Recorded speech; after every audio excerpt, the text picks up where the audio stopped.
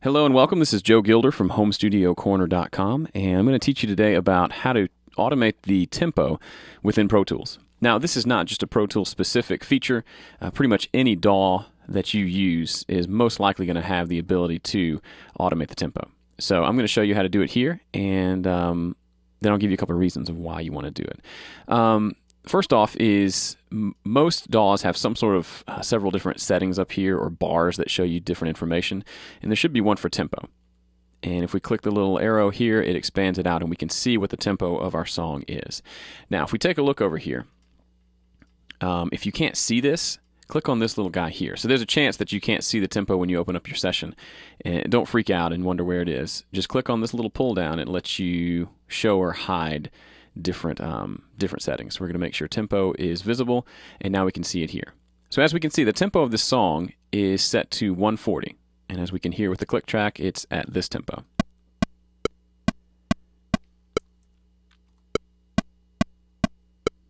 Okay, and so we've got a song already that the band's ready to record at that tempo.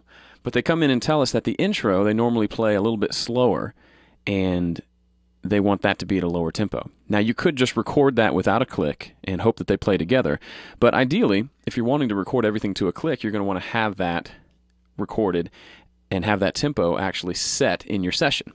And the way to do that is to come in here to this area and make changes to the tempo itself. Now, other reasons you might want to change the tempo, perhaps the band wants the chorus to be a few BPM faster than the verses, or maybe the last chorus of the song gets faster, or there's different sections. There's lots of reasons why you'd want to do that. Now, it's not often that I'm automating the tempo, but there's occasional times where it makes sense to do.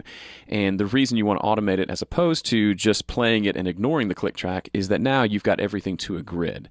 You'll notice if I change the tempo here, if I just click on this line and change the tempo, if we're in grid mode, which we are, and looking at the grid, when I change the tempo of the entire song, you can see the actual grid itself changes. These are our bars and beats, and they're changing as I change the tempo. So you can imagine whatever you record at these tempos is going to have the grid underneath it, which is really helpful specifically for things like editing. So we're going to come in here and bring this back down. Let me see. Back to what we have it at 140. Okay, so that's our tempo there. And so the tempo of the song, when everybody comes in, is something like this. I've got a guitar plugged in, and it sounds like this.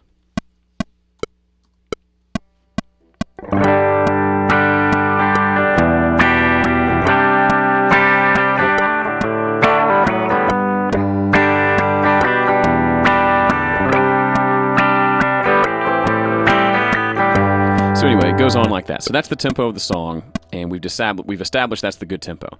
But the intro, they play something different. They play a little bit slower, and it's kind of this whole different feel to it. It's the same sort of idea, but it's a lot slower. So they play something maybe like this.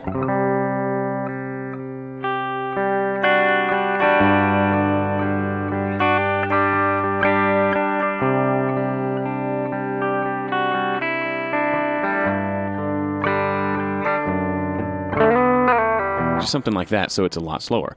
So what do we want to do? Well, first let's establish what that tempo should be, and I'm imagining it's going to be around 120.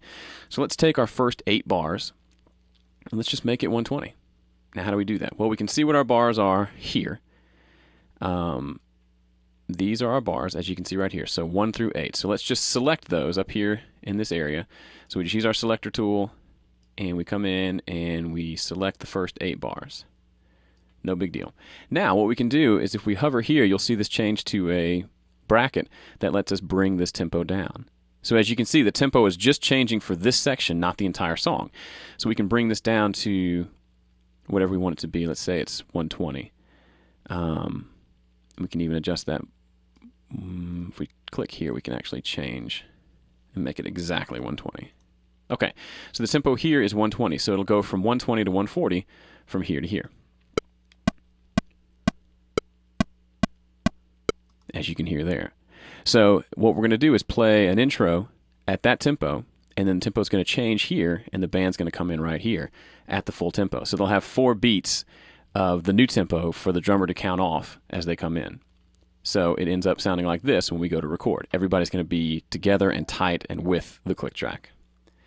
So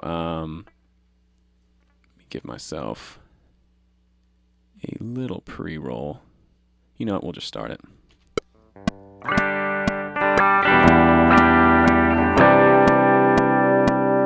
You know, that's not the part. Let's try this.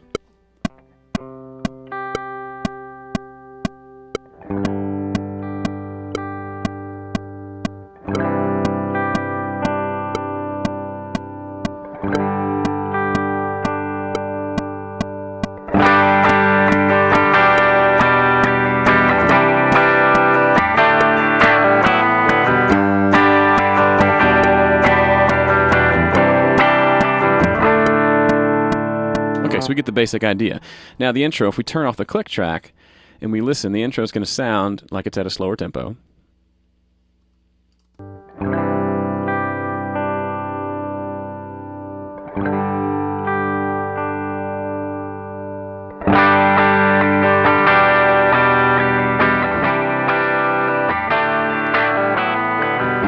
And so we can just keep going from there.